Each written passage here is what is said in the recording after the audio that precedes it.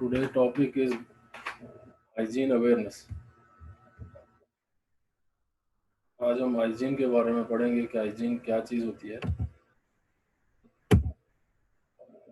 First of all, introduction. Due to the high number of food poisoning cases reported each year, it's important for it's important to understand the importance of good hygiene practices while preparing food. बहुत ज़्यादा cases food poisoning के हो रहे हैं पूरी world wide, इसलिए ये important है कि हमको पता हो कि गुड हाइजीन क्या होती है और बैड हाइजीन क्या होती है. तो why hygiene and personal hygiene is important. Hygiene important क्यों है? बैड हाइजीन रहेगी तो उसका अल्टीमेटली रिजल्ट क्या रहेगा? ये दो पिक्चर आपके सामने रखे हैं. हाइजीन का ख्याल नहीं करेंगे, गंदे हाथ से हाथ धोएंगे नहीं, नेल ट्रिमिंग नहीं करेंगे, बाल गिर रहे हैं खाने में, अल्टीमेटली उसका रिजल्ट ये होगा कि जो भी आदमी उसको कंज्यूम करेगा वो बीमार हो जाएगा, हॉस्पिटलाइज हो जाएगा.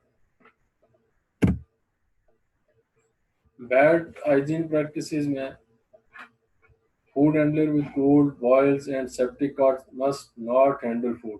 कोई भी आपको नज़ला जुकाम हो गया, आपको कुछ कट मार लग गया, थोड़ा फुंसी आ गया, तो आपको खाना बनाने के लिए खाने को हैंडल नहीं करना चाहिए.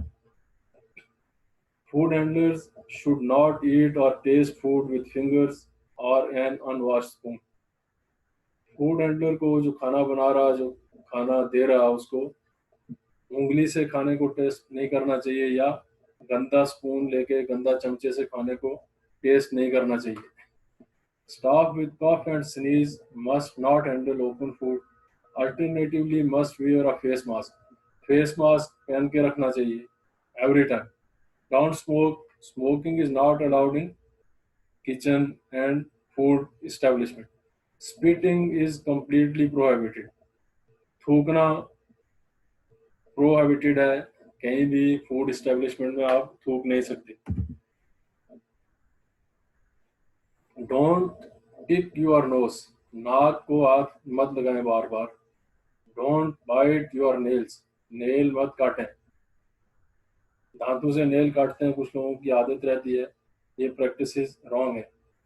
Food handlers should be in good health in all respects. आपको अगर कोई भी वोमिटिंग है, डायरिया है, तो काम पे नहीं जाना चाहिए.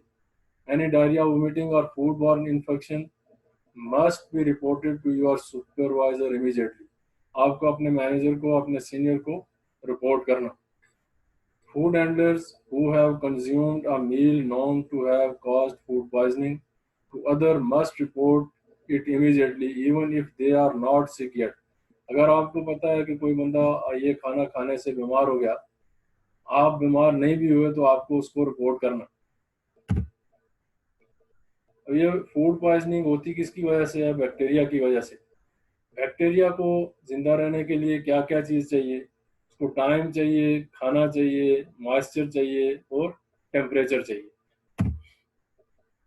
How do bacteria grow? Bacteria इतने छोटे होते हैं, माइक्रो ऑर्गेनिज्म है, यूनिसेलुलर है, एक सेल होता है इनका, कि इसको हम देख नहीं सकते. देखने के लिए माइक्रो ऑर्गेनिज्म यूज करते हैं. ये इतने छोटे छोटे होते हैं कि जो पिन होता है, पेन की जो टॉप होता है, हेड होता है, उसके ऊपर 10 मिलियन बैक्टीरिया होते हैं और एवरी 10 to 20 मिनट्स डबल हो जाते हैं. एक बैक्टीरियम जो है वो 9 घंटे में 10 मिलियन हो जाते हैं. अब बैक्टीरिया को टेम्परेचर कौन कौन सा चाहिए? 100 डिग्री सेल्सियस पे बैक्टीरिया मोस्टली किल हो जाते हैं. और ये टेम्परेचर बॉइलिंग वाटर का होता है या प्रेशर कुकर के अंदर जो खाना तैयार करते हैं उसका होता है. 75 डिग्री सेंटीग्रेड पे बैक्टीरिया मर जाते हैं और ये मिनिमम कुकिंग टेम्परेचर होता है. 65 to 75 पे अगर गर्म खाने को रखेंगे तो बैक्टीरिया मल्टीप्लाई नहीं होंगे. वो बैक्टीरिया जो टेम्परेचर पे सबसे ज़्यादा मल्टीप्लाई होते हैं वो 5 to 65 होता है, जिसको टेम्परेचर डेंजर जोन कहते हैं. इसमें बैक्टीरिया सबसे ज़्यादा मल्टीप्लाई होता है. -18 फ्रीजर का टेम्परेचर होता है, उसमें किसी भी चीज़ को रखें तो बैक्टीरिया डॉर्मेंट स्टेज में होता है, ये फ्रीली मूवमेंट नहीं कर सकते. ये जो अगर एक है तो एक ही रहेगा, 6 महीने भी रखे तो एक ही रहेगा, दो नहीं होंगे. और 1 to 5 जो चिलर का टेम्परेचर होता है, फ्रिज का टेम्परेचर होता है, इसमें मल्टीप्लिकेशन बहुत कम होती है, बहुत स्लो मल्टीप्लाई होते हैं bacteria. Human body a bacterial breeding ground, सबसे ज़्यादा ह्यूमन बॉडी के ऊपर बैक्टीरिया के लिए ब्रीड करने के लिए जो ग्राउंड है वो ह्यूमन बॉडी है। Bacteria occur on all surfaces including our hands and body. Bacteria are also found in our guts and are excreted.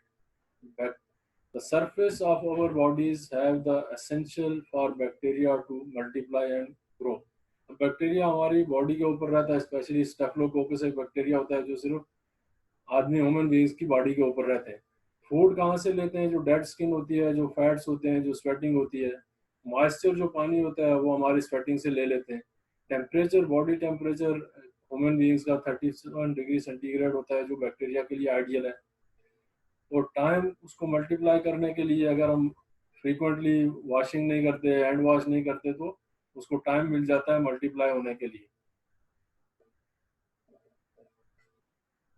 These bacteria breed rapidly, and if we contaminate food, this will cause illness and death. और अगर हम food को contaminate करेंगे, ये हमारे गंदे हाथ अगर फूड में लगा दिए, तो खाना खाने वाले को, जो भी खाना कंज्यूम करेगा, बीमार हो सकता है और अल्टीमेटली उसकी डेथ भी हो सकती है। Personal hygiene, good personal hygiene, वो तो बैड पर्सनल हाइजीन की पूरी एग्जांपल दी है मैंने आपको। गुड पर्सनल हाइजीन में सबसे पहले hair and body bath daily, and hair should be shampooed regularly. Daily आपने बाथ लेना, शावर लेना। Must wear clean uniform, daily uniform change करना और क्लीन यूनिफॉर्म होना। Must wear head covering, head को कवर करके रखना, कैप पहन के रखना। ज्वेलरी अलाउ नहीं, कोई परफ्यूम, फ्रेगरेंस वगैरह किचन में पहन के लगा के नहीं आना। Hands, finger nails kept short and clean, आपके फिंगर की नेल्स जो हैं वो हमेशा शॉर्ट रहना चाहिए और साफ सुथरा रहना चाहिए। Cuts, boils, spots must be treated and covered with waterproof dressing. आपको कोई मार काट लग गया, कोई फोड़ा फुंसी आ गया, तो उसको वाटरप्रूफ ड्रेसिंग करके रखना चाहिए। Hands, bacteria travel free, hands ऐसी चीज है जिससे हम पूरा काम करते हैं और यही बैक्टीरिया को एक जगह से दूसरी जगह लेके जाते हैं। As hands are in contact with food and food contact surfaces, they are the main vehicle for transferring food poisoning bacteria। क्योंकि जो हाथ होते हैं ये फूड को टच करते हैं, और जिस फूड कंटेक्ट सर्फेसिस को, टेबल हो गया, आपके कटिंग बोर्ड हो गए, इनको टच करते हैं, तो ये व्हीकल होते हैं जो बैक्टीरिया को लेके जाते हैं खाने के अंदर। सो hand must be kept clean at all time, तो इसलिए ज़रूरी है कि हाथों को हमेशा साफ सुथरा रहना चाहिए।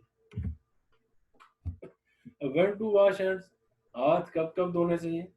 When entering the food service unit, जब आप किचन में जा रहे, before and after handling waste food and garbage, कचरा फेंकने के बाद और पहले। After going to the toilet, toilet जाने के बाद। बिफोर एंड आफ्टर ईटिंग, खाना खाने से पहले और खाना खाने के बाद। When to wash hand in between handling raw and cook food, raw food को आप ट्रीट करते हो, उसके बाद पके हुए खाने को हाथ लगा रहे, तो उसके बीच में आपने हाथ धोने। Before and after moving from one food operation to another, एक काम करने के बाद दूसरा काम करने के लिए जा रहे, तो उसके बीच में हाथ धोना।